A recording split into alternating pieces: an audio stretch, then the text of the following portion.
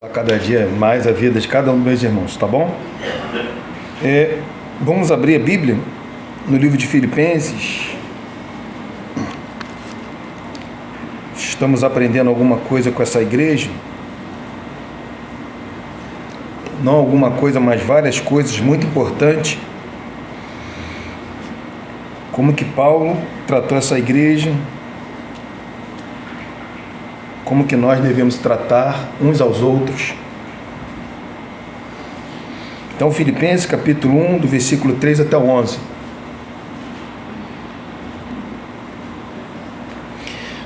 Acharam? Diz assim a palavra de Deus: Dou graças a meu Deus por tudo o que recordo de vós, fazendo sempre com alegria súplicas por todos vós, em todas as minhas orações, pela vossa cooperação no Evangelho, desde o primeiro dia até agora. Estou plenamente certo de que aquele que começou uma boa obra em vós há de completá-la até ao dia de Cristo Jesus. Aliás, é justo que eu assim pense de todos vós, porque vos trago no coração, seja nas minhas algemas, seja na defesa e confirmação do Evangelho, pois todos vós sois participantes da graça comigo. Pois minha testemunha é Deus, da saudade que tenho de todos vós, na terna misericórdia de Cristo Jesus. E também faço esta oração, que o vosso amor aumente mais, e mais em pleno conhecimento, em toda percepção, para aprovardes as coisas excelentes, e serdes sinceros e inculpáveis para o dia de Cristo, cheio de fruto de justiça, o qual é mediante Jesus Cristo, para a glória e louvor de Deus. Vamos orar. Pai, justo e verdadeiro, queremos te agradecer, meu Pai, por esse momento, de nós, mais um dia, se encontrarmos aqui, Deus, congregando juntamente com nossos irmãos, para cantar louvores ao teu santo nome. Obrigado, Senhor. Nesse momento, Deus, a tua palavra será ministrada como já foi lida. E sabemos, Pai, que a tua palavra, por si só, ela tem o efeito poderoso para operar em nós. E nós acreditamos piamente nisso, Deus. E é por isso que hoje nós estamos aqui, não só para louvar o teu nome, mas também para ouvir a tua palavra. Fala conosco, que o nosso coração possa se encher da tua graça nesse momento. Se entre nós existem pessoas que ainda não foram alcançadas por essa graça maravilhosa, que o teu Espírito Santo possa alcançar esse coração, transformando esse coração de pedra em carne, para viver para a tua glória, Senhor. Muito obrigado, Deus, pois assim nós choramos e já te agradecemos. Amém, Jesus, e amém. Podem se assentar, irmãos?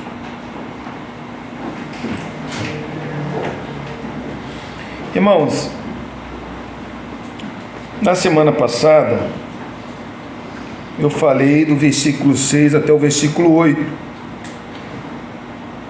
E agora eu vou falar do versículo 9, se der tempo, até o 11.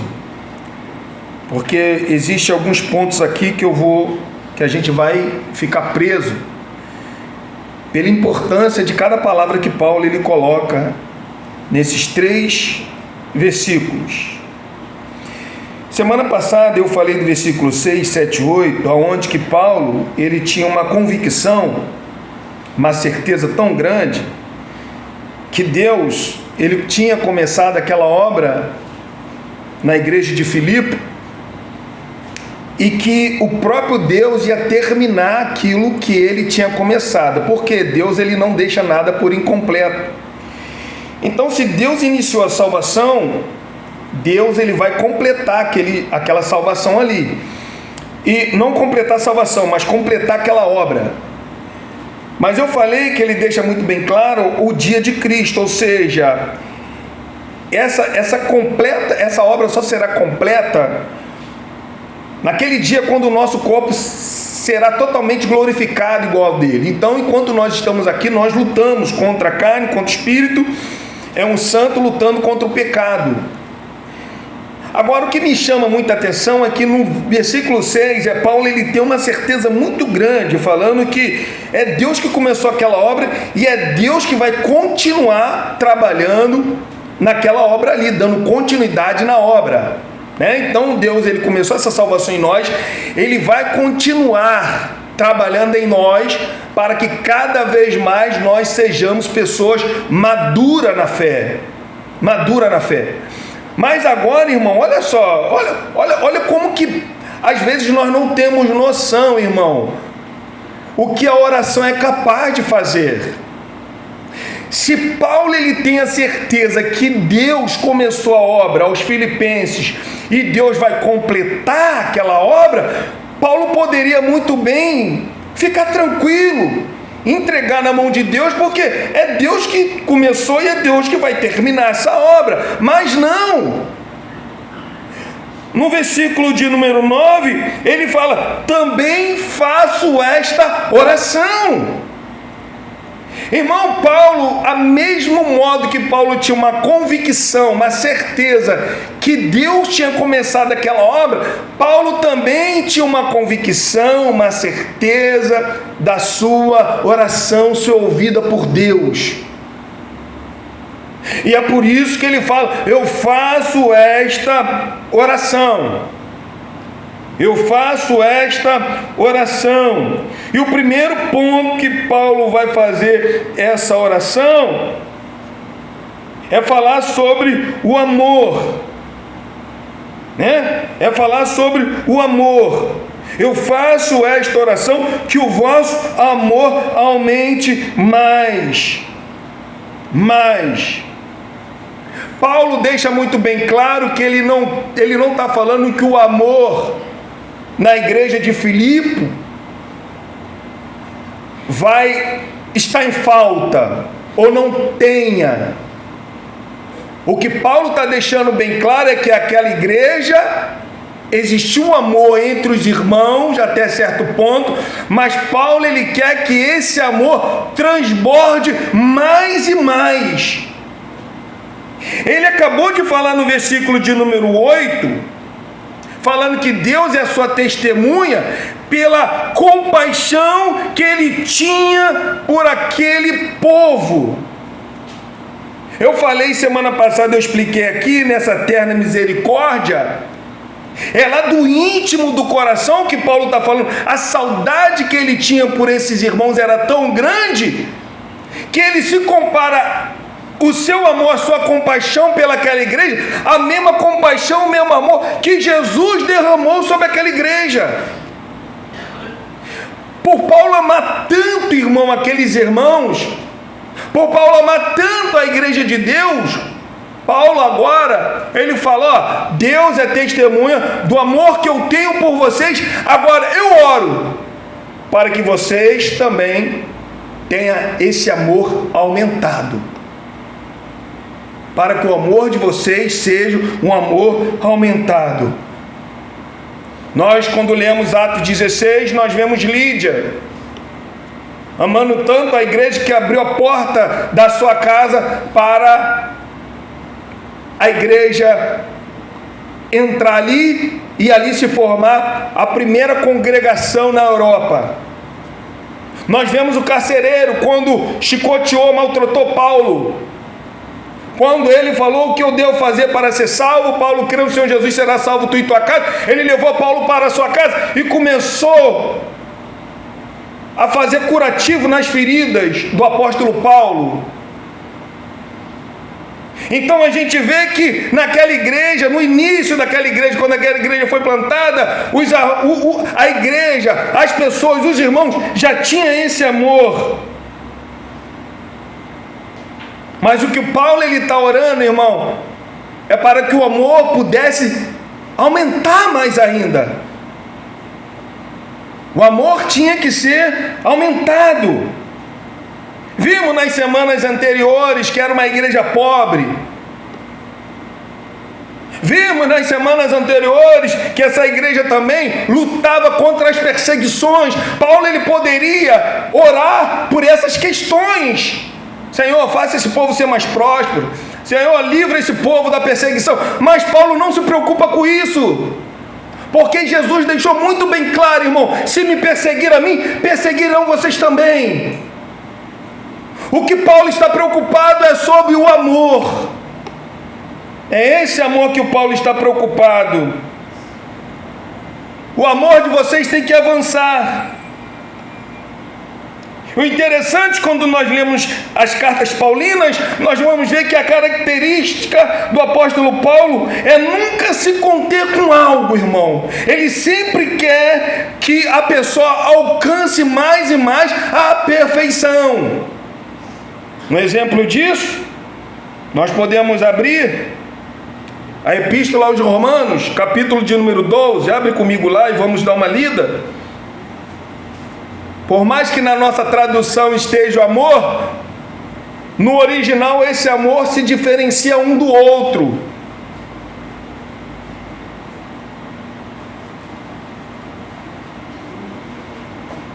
Romanos capítulo 12,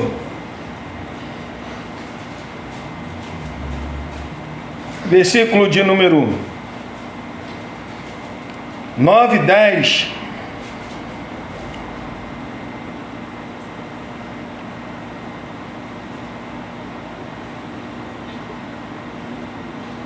Acharam? Romanos 12, versículo 9 e 10. Primeiro ponto, ele fala assim, ó: o amor seja sem hipocrisia, o amor seja sem fingimento. Esse amor aqui é diferente por todos os outros 12 amores que nós vamos ler. Ele fala assim, o primeiro amor, ele fala do amor que significa a afeição de Cristo, o amor que abrange tudo. Ele pega então esse amor, que foi um amor de Cristo, o amor ágape, aqui é ágape, ele fala assim, ó: o amor entre vocês seja sem hipocrisia, seja um amor verdadeiro. Ele está pegando o amor de Cristo e está falando, esse amor tem que viver entre vocês, e esse amor tem que ser sem fingimento, sem máscara. É isso que ele está falando, sem hipocrisia. O amor tem que ser verdadeiro. E ele fala logo a seguir, detestar o mal, se apegando aos bens. Outra palavra que ele vai colocar aqui, amai-vos. Essa palavra aqui, amai-vos, ela descreve o amor entre pais e filhos. Olha só. Então, quando ele fala amai-vos cordialmente uns aos outros, ele está pegando o amor. Agora o povo está entendendo o que Paulo está falando. Olha, assim como que o pai ama ao filho, esse amor tem que estar entre vocês. Quem é pai, quem é mãe aqui sabe o que eu estou falando. Olha da maneira que você ama o seu filho. Qual é a maneira que você ama o seu filho? Aí Paulo está falando que esse amor tem que viver entre nós. Amai-vos cordialmente os uns aos outros. O amor de pai, o amor de mãe para com seus filhos. Mas aí ele não para por aí, agora ele vai para outro amor, que ele vai falar cordialmente uns aos outros com amor fraternal. Aqui é um outro amor. Agora aqui o amor é entre irmãos. Meu irmão biológico, minha irmã biológica que eu tenho, o amor que eu sinto por eles, Paulo fala que eu tenho que ter esse amor também por vocês. Porque é com vocês que eu vou morar na eternidade com Deus. Eu não sei se a graça de Deus vai, se os meus irmãos biológicos vão alcançar essa graça de Deus, eu não sei. Deus é quem sabe. O que nós podemos fazer? Orar. Porque a oração do justo pode muito seus efeitos. Tiago, ele fala sobre isso, fala que o Elias era homem como nós. Ele falou, a natureza do Elias, o que Elias sentia, o que nós sentimos, Elias também sentia. Mas o poder da oração, irmão, pode muito a seus efeitos. E aqui ele fala sobre esse amor. O que Paulo ele nos ensina aqui, para o amor não há limite. Entende? Você pode amar, amar. Não existe limite no amor. Então Paulo ele nos ensina, assim como nós amamos nossos parentes, nosso pai, nossos irmãos, nossos filhos. Paulo fala que esse amor tem que viver entre nós, porque ele inicia falando o amor de Cristo, irmão. Amai-vos sem hipocrisia. Quando ele fala desse amor aqui, ele coloca primeiro o amor supremo, o amor de Cristo. Aí depois, para a gente poder tentar entender desse amor de Cristo, aí ele coloca o amor entre nós. Entende? Será que nessa natureza nossa caída, você consegue enxergar um amor maior do que um amor de mãe para com filho, do pai para com filho? Será que nós conseguimos compreender quanto que o pai, ele nos ama? Meu pai, ele me ama? Minha mãe me ama? Se um filho falasse, hoje eu vou fazer 50 anos, se eu falar assim, mãe, estou muito doente, meu pai e minha mãe mal vão dormir, porque eu conheço o amor deles por mim e pelos meus irmãos também. Aí Paulo ele pega esse amor para a gente poder entender como que nós temos que amar as pessoas. Entende? Porque o amor de Cristo ainda supera o amor da mãe, supera o amor do pai. É por isso quando os discípulos falaram, o Senhor nos ensina a orar, o quê? Como é que Jesus ensinou? Deus não. Quando orareis assim, Pai nosso. É o nosso Pai, é aquele que cuida de nós, irmãos. É aquele que tem cuidado em cada ponto da nossa vida.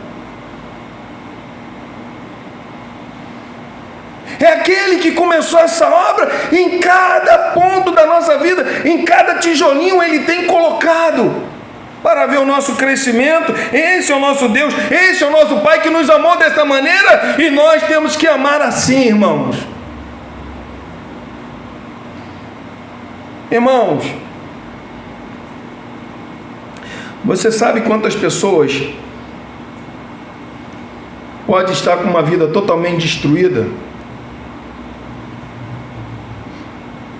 e com esse amor que você tem de Jesus pela vida dessa pessoa, pode transformar a vida dessa pessoa, pelo menos alegrar o dia dela? A gente não tem noção.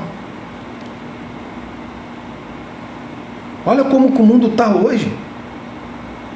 Falta de amor, falta de compaixão. Olha como que a vida do ser humano hoje, me desculpa a expressão, se tornou mais desvalorizado que um saco de lixo. Mas Deus nos ensinou a gente amar as pessoas. E é esse amor que Paulo ele quer que cresça entre nós.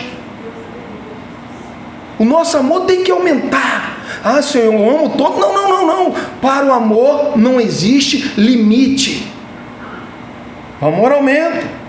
E outro ponto que Paulo vai falar, não só o amor, ele vai falar em mais em pleno conhecimento. Não só o amor tem que aumentar, mas também o conhecimento. Entenda que primeiro ele fala do amor, e agora esse amor ele tem que ser dirigido. Olha que interessante. O amor ele tem que ser dirigido primeiro pelo conhecimento. Essa palavra aqui, conhecimento,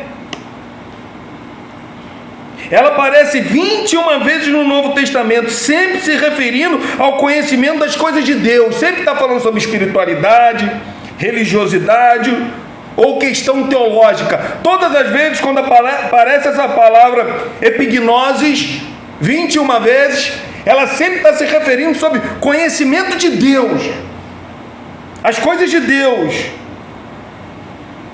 Interessante que Paulo está falando, eu quero que o amor de vocês cresça, mas também o conhecimento tenha que crescer também.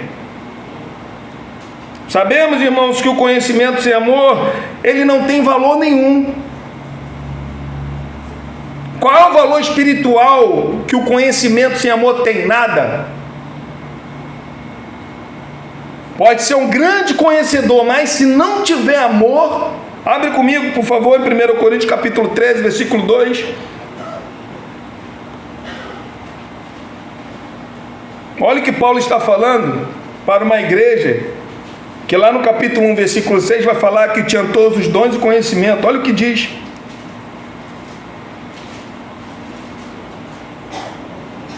Por favor. 1 Coríntios capítulo 13, versículo 2, diz assim, olha: ainda que eu tenha o dom de profetizar e conheça todos os mistérios, e toda a ciência, ou seja, todo o conhecimento,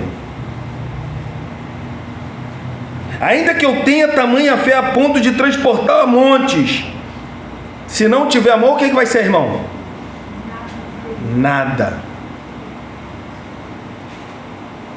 Conhecimento sem amor é nada. Eu posso ser um grande teólogo, mas se eu não tiver amor, nada. É isso que a Bíblia fala, nada. Então Paulo fala que nós temos que o amor tem que crescer, mas também o conhecimento. Mas entenda bem como que Paulo ele coloca a palavra amor na frente de tudo isso, porque nós temos que ter o amor. E esse amor ele tem que ser dirigido primeiro pelo conhecimento. Se só tiver conhecimento, não tem nada, não tem valor nenhum espiritual. E tem mais. E se não tiver amor, somente conhecimento, a pessoa vai se tornar uma pessoa soberba. Olha o que diz aqui, irmãos. 1 Coríntios capítulo 8, versículo 1. Olha o que diz, 1 Coríntios capítulo 8, versículo 1. No que se refere às coisas sacrificadas a ídolos, reconhecemos que todos somos senhores do saber. O saber ensoberbece. Olha só, o que o amor faz? Edifica. Mas e o saber? E o conhecimento? O que ele deixa? A pessoa altiva. Sem o amor, o conhecimento não é nada. Sem o amor, o conhecimento te deixa uma pessoa altiva, uma pessoa soberba. E é por isso que Paulo fala, primeiro, que o amor venha crescer.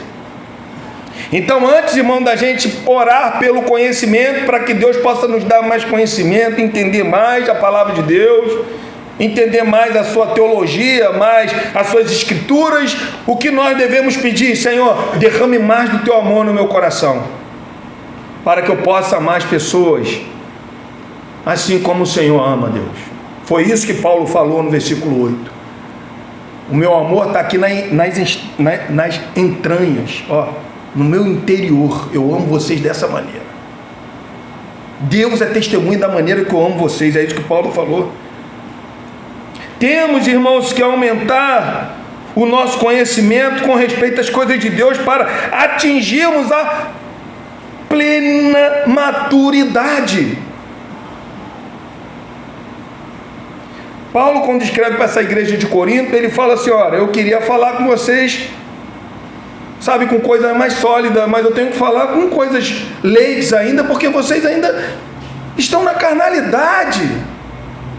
1 Coríntios capítulo 3, ele vai falar isso.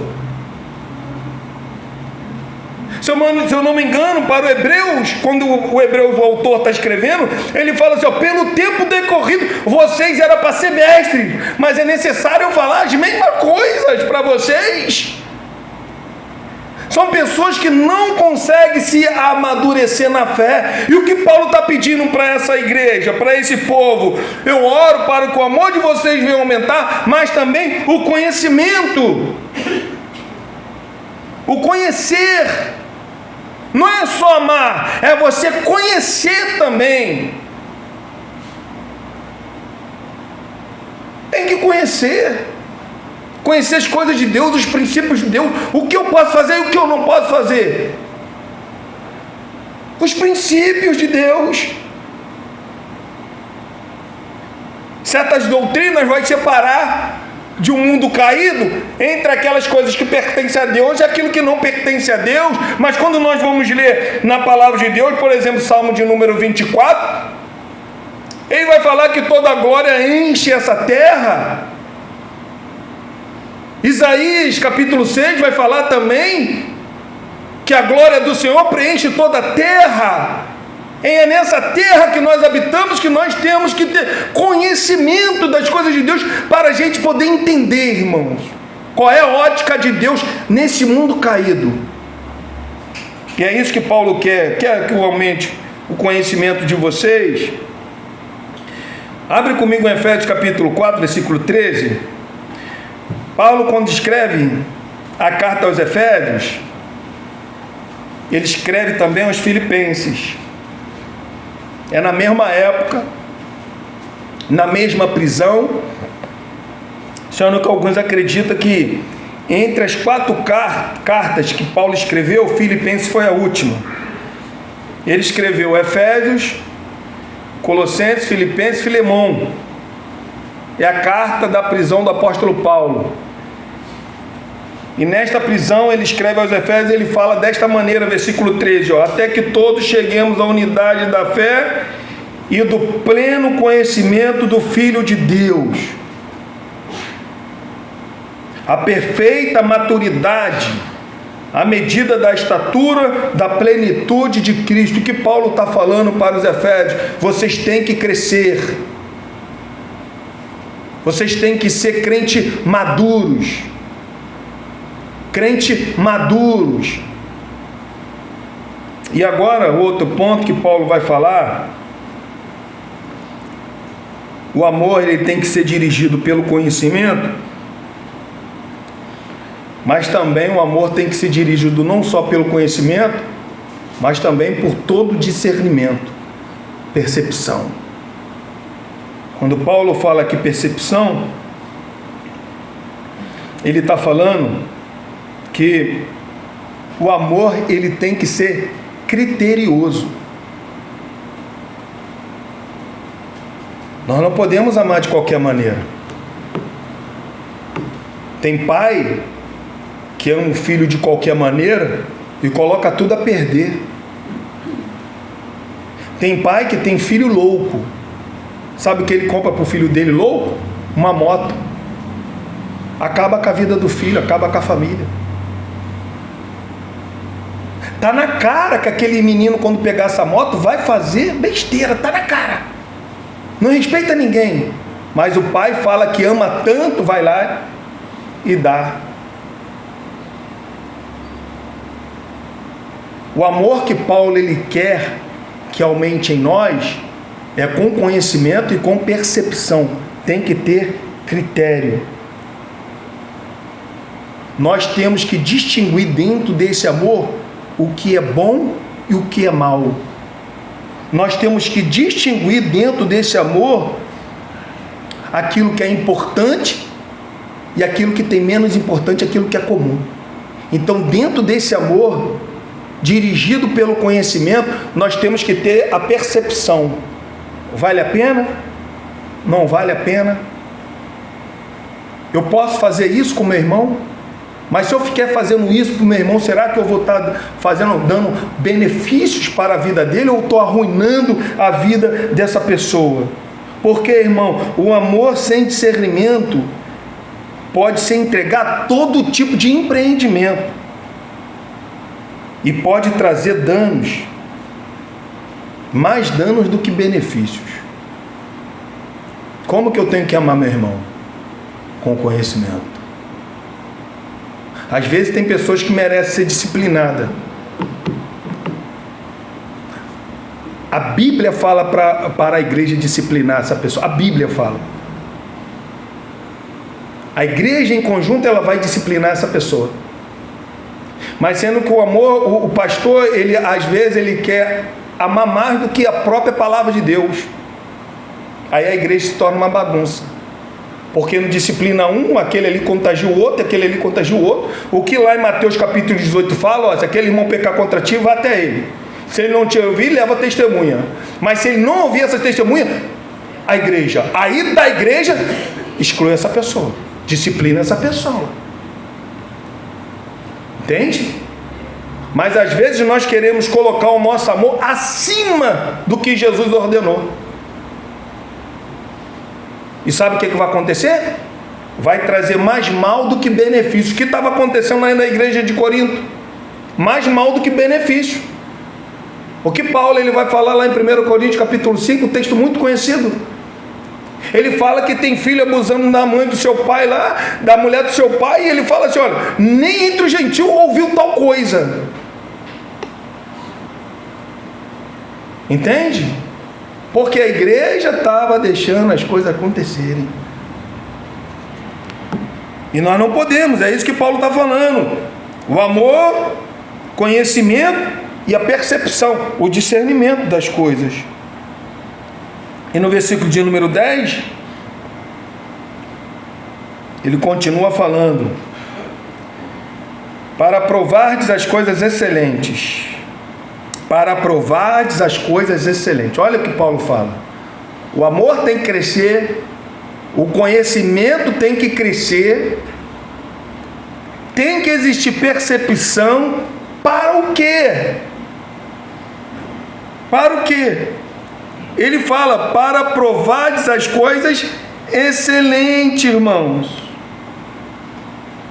Irmão, o discernimento, ele deve levar nós, os crentes, a escolher as coisas boas e rejeitarem as coisas ruins, as coisas más. E quando Paulo fala aqui, olha, para aprovardes, essa palavra aqui significa colocar sob teste. Sabe? Um exemplo, quando você encontra alguma joia, você não sabe que é ouro. O que você tem que fazer? Você tem que colocar aquilo ali sobre teste, para saber se realmente é um ouro. Aí às vezes você vai levar no ourive e ele vai falar qual é o tipo de ouro, aquele ouro ali, porque ele conhece. Você colocou aquilo ali como sob teste, sob prova. Então o que Paulo está falando, que amor, conhecimento, percepção, pegar ainda nessa percepção para provar, sabe? Para provar o que é bom, o que é ruim, colocar em teste. Então eu e você temos que colocar, irmão, sob teste o que nós conseguimos ver as coisas do mundo.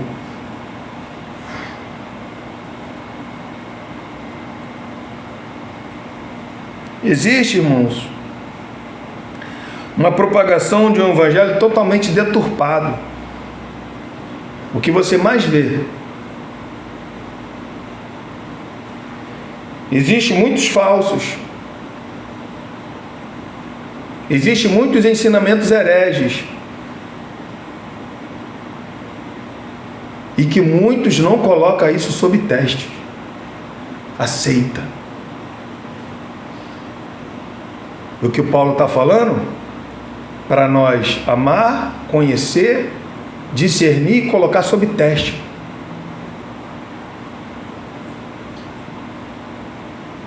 Porque nós temos que provar essas coisas. 1 Coríntios capítulo 10, versículo 23 diz assim, ó: todas as coisas são lícitas, mas nem todas convêm. Todas as coisas são lícitas, mas nem todas edificam. Entende? Como que eu tenho que saber o que edifica a minha alma, o que edifica a minha fé, o que edifica a minha vida como cristão? o que está em jogo. E Paulo está falando para provardes as coisas excelentes. Irmãos, olha aqui em Romanos, vê um texto aqui comigo, aqui em Romanos capítulo 12. Abre comigo aqui em Romanos capítulo 12. Olha que coisa interessante aqui.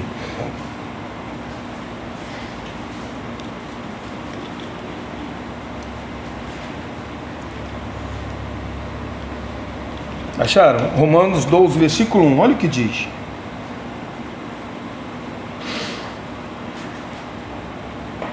Diz assim, olha.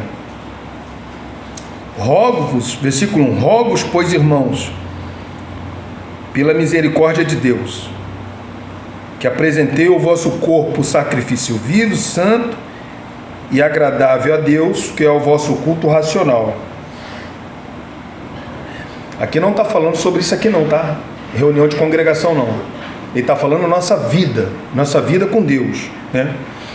Aí no versículo 2 ele fala assim, ó: e não conformeis com este século, mas transformai-vos pela renovação da vossa mente. Ó, a renovação da minha mente.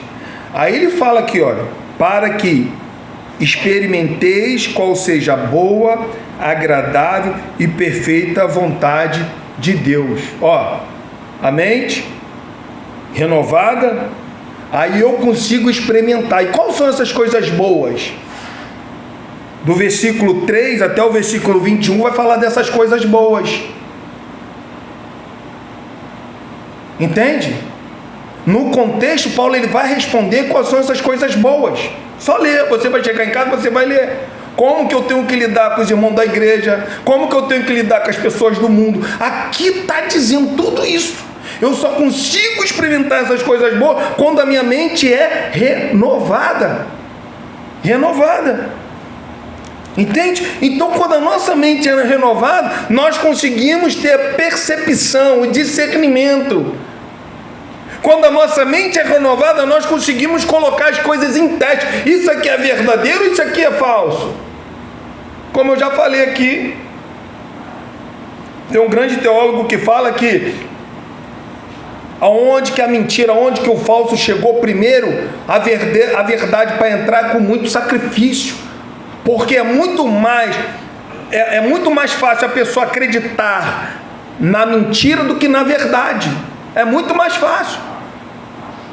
Porque a verdade vem de Deus, não importa qual é o tipo de verdade, da onde que está vindo. Toda verdade vem de Deus. O homem caído nos seus mortos, delitos e pecados, não pode ter uma verdade. Entende? Toda verdade vem de Deus. Pode ser o cara mais salafrário. Se ele está falando uma verdade, aquela verdade ele vem de uma graça comum que Deus derramou sobre aquele coração. Entende? Então, se toda verdade vem de Deus, o que eu tenho que fazer? Eu tenho que pegar tudo isso que eu vejo nesse mundo, eu tenho que colocar sob teste. Tenho que colocar sob teste. Tenho que ver se é uma verdade bíblica, porque Jesus falou, Paulo fala, não há nada contra a verdade, senão pela verdade. Verdade. E depois disso, Paulo ele fala assim, olha, para provardes as excelentes, olha só, olha o destino disso tudo. Esse é o destino. Quando o nosso amor aumenta, quando o nosso conhecimento aumenta, quando nós temos discernimento, quando nós colocamos as coisas sob testes, aí ele fala assim, ó, para a gente ser sinceros e inculpáveis para o dia de Cristo. Esse é o nosso destino. Sincero. Quando fala aqui sinceridade, tem tudo a ver com uma vida íntima. Entende? A sua intimidade com Deus. Como que você é? Você é sincero? Sim, sou sincero. Mas é para Deus. essa sinceridade está no teu coração, é por isso que Paulo está falando, com tudo isso, quando o teu amor aumenta, quando o teu conhecimento aumenta, quando você tem percepção, quando você coloca as coisas sob teste, você vai ser uma pessoa sincera. Entende? Outras traduções vai estar uma pessoa pura, porque isso vai te conduzir para esse nível de sinceridade ou de pureza. E é isso que Paulo está falando. Você vai fazer tudo isso, isso vai te conduzir para ser sincero, sem mistura, puro, não adulterado. Quantos crentes, irmão, vive adulterado? Quantas pessoas vivem uma alma dobre? Uma hora crê, outra hora não crê. Tiago chama isso de ondas. Ó, como ondas, uma hora está lá, outra hora está cá. E quando nós praticamos isso que Paulo está falando, nós nos tornamos pessoas sinceras, pessoas puras. E ele fala, segundo ponto, que ele vai falar inculpáveis. Inculpáveis aqui dá a ideia de não trazer tropeço. Olha só. Abre comigo em Mateus capítulo 18, versículos 6 e 7, nós vamos ler.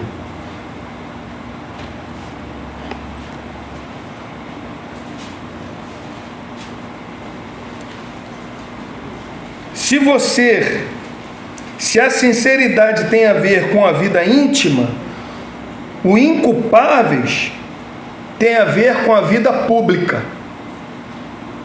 Entende? Se você é sincero, você também vai ser inculpável na vida pública. As pessoas, na vida pública, as pessoas vão olhar para você, que vai ver que você é uma pessoa sincera. A sinceridade que você tem vai conduzir outras vidas a conhecer a Deus. Está entendendo? A vida que, meu irmão, hoje o mundo vive numa tribulação tão grande, sabe? A base de remédio, a base de muitas outras coisas, que às vezes eles querem ver como que é a nossa vida. E a nossa vida pública vai dizer muito a respeito daquilo que Deus fez em nós. E é por isso que nós, sendo pessoas sinceras, vamos ser pessoas inculpáveis. Vamos ter uma vida sincera, mas também uma vida pública, reta diante das pessoas. As pessoas vão olhar para você. Você tem um amor que cada dia mais aumenta. Você tem um conhecimento das coisas de Deus, cada dia mais aumenta. Você tem a percepção das coisas. Você coloca tudo sobre a prova. O que é cosmovisão de Deus, o que vale, o que não vale. As pessoas olham para você sincero, pessoa diferente. Quantas pessoas, irmão, de má índole veio para o Evangelho porque conheceu um vizinho dessa maneira, um parente? Quantos testemunhos a gente vê por aí? Pessoas que foram alcançadas não por falar, mas pelo exemplo, pela sua fé que era pública. E as pessoas querendo experimentar esse Deus que transformou a vida daquela pessoa, entra nesse barco. A gente sabe que tudo é Deus, do início ao fim. Foi isso que Paulo falou no versículo 6, mas Paulo fala no versículo 5 que a responsabilidade era deles, da cooperação. Paulo fala no versículo 9 que está orando. Ainda que é Deus que está fazendo, nós vemos a nossa responsabilidade nisso tudo. Por isso que em Mateus capítulo 18, versículos 6 e 7, olha o que ele diz. Qualquer porém, irmãos, olha só, irmão, para pensar, irmãos. É por isso que lá em Lucas capítulo 13, Jesus ele conta uma parábola de pessoas que vão construir alguma coisa ou se vai à guerra. Ele fala assim, olha, se você for construir, quer ser meu discípulo? Então, ó, se você, é como você fosse construir uma torre. Se não tiver dinheiro para começar, para acabar, nem comece. Por quê? Vão começar a falar, você começou a obra e não conseguiu terminar. Aí outra parábola, Jesus fala assim, ó, é como uma pessoa vai para a guerra, ele tem 1000, o outro tem 10.000. Antes de ter essa guerra, você manda a paz, senão você será destruído. Assim, todos aqueles que querem ser meu discípulo, pense bem.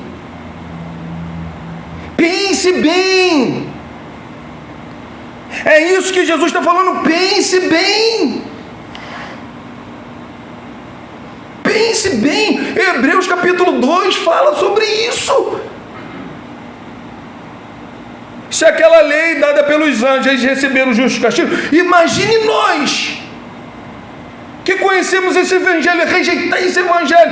Pense bem, é isso que ele está falando aqui em Mateus capítulo 18, versículo 6. Qualquer, porém, que fizer tropeçar. Está falando para mim, está falando para você. Um desses pequeninos que crê em mim, melhor lhe fora que se pendurasse ao pescoço uma grande pedra de moinho e fosse afogado na profundeza do mar. Ó, um exemplo aqui, claro que eu sei que ninguém vai fazer isso, mas vou dar um exemplo de mim. Imagine só, antes de eu fazer qualquer um tropeçar pelo meu escândalo, melhor coisa, sabe o que eu fazer? Eu tomar um veneno e me matar. É isso que Jesus está falando aqui, deixando bem claro. É melhor se matar do que você fazer alguém tropeçar, aqueles que creem em mim. Olha só, irmão. Olha só. E ele, versículo 7, ele fala, ai do mundo, do mundo, por causa dos escândalos, porque é inevitável que venha escândalos, mas ai do homem pelo qual vem o quê? O escândalo. Entende? Como que nós não podemos de maneira nenhuma fazer pessoas tropeçarem por causa do nosso pecado? É isso que ele está falando. Você entende o cuidado que eu e você temos que ter com a nossa vida? Porque Paulo fala para a gente, naquele grande dia, ser inculpáveis. Inculpáveis diante de Deus. Então, irmão, qual é o segredo para a gente ser sinceros e inculpáveis? Orar para que o nosso amor possa aumentar mais e mais. Orar para que nós possamos ter conhecimento. Entenda bem, sabedoria é uma coisa, conhecimento é outra. Conhecimento não vai cair do céu, conhecimento você vai correr atrás para conhecer, sabe? Você vai estudar, você vai ler, você quer conhecer. Então conhecimento é algo que você vai adquirir no seu dia a dia. Sabedoria não, peça a Deus que Ele vai dar. Entende? Agora conhecimento não, conhecimento, para aumentar o meu conhecimento, eu tenho que investir no conhecimento. Eu tenho que procurar conhecer. Eu tenho que sair da inércia e ir atrás do conhecimento, conhecer. Porque tem pessoas que acreditam que o evangelho começou quando ele aceitou a fé, e não é isso. Entende? Para hoje nós temos aqui a Trindade, um exemplo, a teologia da Trindade. Houve várias pessoas, houve vários debates, para a gente poder entender o Pai, o Filho e o Espírito Santo, sendo a mesma pessoa, a mesma essência, sendo pessoas diferentes com a mesma essência. Teve debate, teve estudos, sabe? Teve brigas, teve muitas brigas, e nós temos que conhecer as coisas de Deus. Então, irmão, se o nosso amor, é isso que Paulo está falando aqui, olha, se o nosso amor aumentar, como eu já falei, não existe limite para o amor. Nosso conhecimento aumentar, a nossa percepção, a gente saber distinguir o que edifica e o que não edifica, e a gente provar tudo aquilo que acontece em nossa volta, Paulo fala que nós seremos sinceros e também inculpáveis, ou seja, nós não vamos nos tornar pedra de tropeço do Evangelho de Deus. O segredo está aqui. É isso que Paulo está falando. Paulo, ele foi colocando pedrinhas nesse caminho para a gente poder chegar nesse destino. A primeira pedra, o amor. A segunda, o conhecimento. A terceira, percepção. A quarta, provar tudo. E a quinta, aí chegou no destino. Vai ser pessoa pura e indesculpáveis, né? No dia de Cristo. Para o dia de Cristo, é isso que ele fala. Dia de Cristo. Imagine o dia de Cristo, na vinda de Cristo, você ouviu falar a palavra da boca de Jesus que fomos infiéis. Apartai-vos de mim, maldito. Imagine. Que essas são as palavras do Senhor Jesus naquele grande dia. Entende? E se a gente caminhar nessas pedras que Paulo colocou nesse caminho, o nosso destino é não ser reprovado. O nosso destino é ser inculpáveis diante de Deus. Deus falar assim, ó, entrai nas portas, né? Você foi fiel, né? Você para aí, ó, vem para o meu lado direito aí, porque você foi fiel. Foi fiel. Vamos finalizar aqui. Então, devemos viver, irmão, o dia de hoje como se Cristo fosse voltar hoje mesmo. Toda a nossa vida deve ser uma preparação para aquele grande dia, porque será quando o verdadeiro caráter da vida do homem será revelado. Todos nós seremos julgados segundo as nossas obras. É isso que Apocalipse capítulo 20, versículo 11 diz. Olha o que diz, quando fala sobre julgamento, né? Capítulo 20, versículo 11 e 12. Vi um grande trono branco e aquele que nele se assenta, de cuja presença fugiram a terra e o céu, e não se achou lugar para eles. Vi também os mortos, os grandes e os pequenos, postos em pé diante do trono. Então se abriram os livros, ainda outro livro, o livro da vida, foi aberto. Os mortos foram julgados segundo as suas obras, conforme o que se achava escrito nos livros, ou seja, seremos julgados, né? Absolvido ou condenado. É isso que Paulo, quando fala sobre ser inculpáveis. E por último, ele fala cheio de fruto de justiça, né? Justiça aqui, irmão, não é a justificação, tá? Aqui está voltado para uma justiça prática, sabe? A nossa obra, o que nós fazemos para Deus. Efésios capítulo 2, versículo 8 ao 10, ele trabalha nesse assunto, né? Ele fala que a fé é dom de Deus, isso não vem de... A fé, né? É um dom de Deus, isso não vem de vós, mas é dom de Deus, não para que se glorie, né?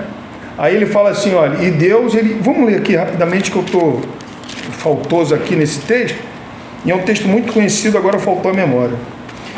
Olha só, versículo 2:8 diz assim, ó, porque pela graça sois salvos, mediante a fé, e isto não vem de vós, é dom de Deus, não de obras, para que ninguém se glorie, pois somos feitura dele, criada em Jesus Cristo, para boas obras.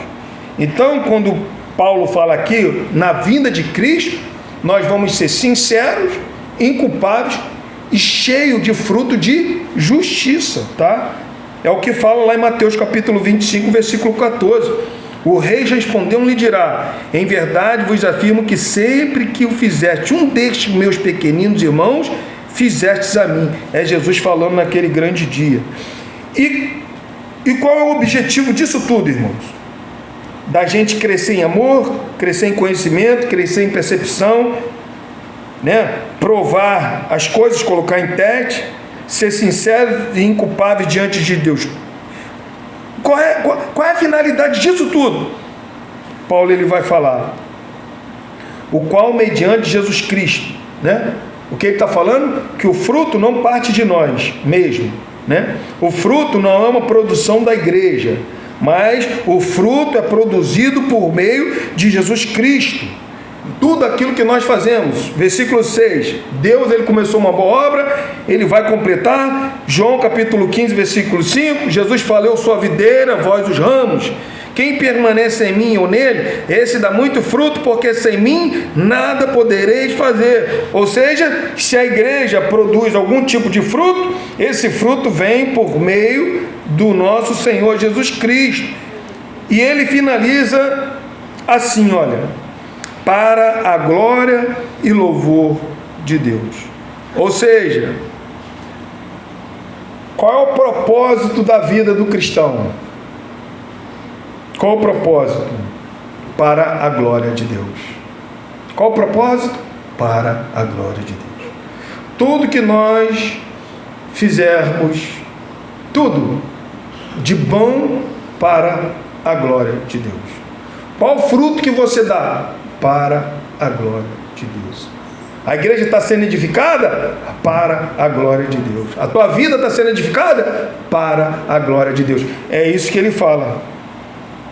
Paulo, lá em 1 Coríntios capítulo 10, versículo 31, ele fala: portanto, irmãos, quer comais, quer bebais ou façais qualquer outra coisa, fazei tudo para a glória de Deus. Romanos capítulo 13, Paulo finaliza falando que é por ele, por meio dele e para ele são todas as coisas. Por ele, por meio dele e para ele são todas as coisas. Irmãos, que nessa manhã de domingo nós possamos sair daqui refletindo sobre a nossa vida com Deus. Como que está o nosso amor? Como que está o nosso conhecimento? Será que a gente está conseguindo distinguir o que é bom, o que é mal?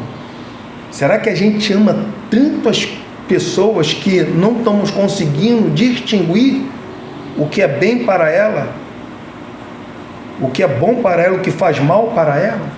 Entende? Será que nós estamos escutando tantas coisas por aí, vendo tantas coisas por aí, e não estamos colocando nada à prova? Não estamos colocando nada sob o teste? Se a gente está andando ou trilhando nesse caminho negativo, nós não seremos pessoas puras e nem pessoas inculpáveis diante de Deus. Seremos ao contrário. Agora, se eu e você, a partir dessa mensagem, a partir daquilo que a Bíblia está falando, o que Paulo falou para edificar a vida dessas igrejas, né? Se a gente fizer tudo isso que ele está falando, nós seremos pessoas, eu e você seremos pessoas puras e pessoas também inculpáveis naquele grande dia. Amém? Que nós possamos, irmãos, guardar isto em nosso coração. Vamos colocar de pé?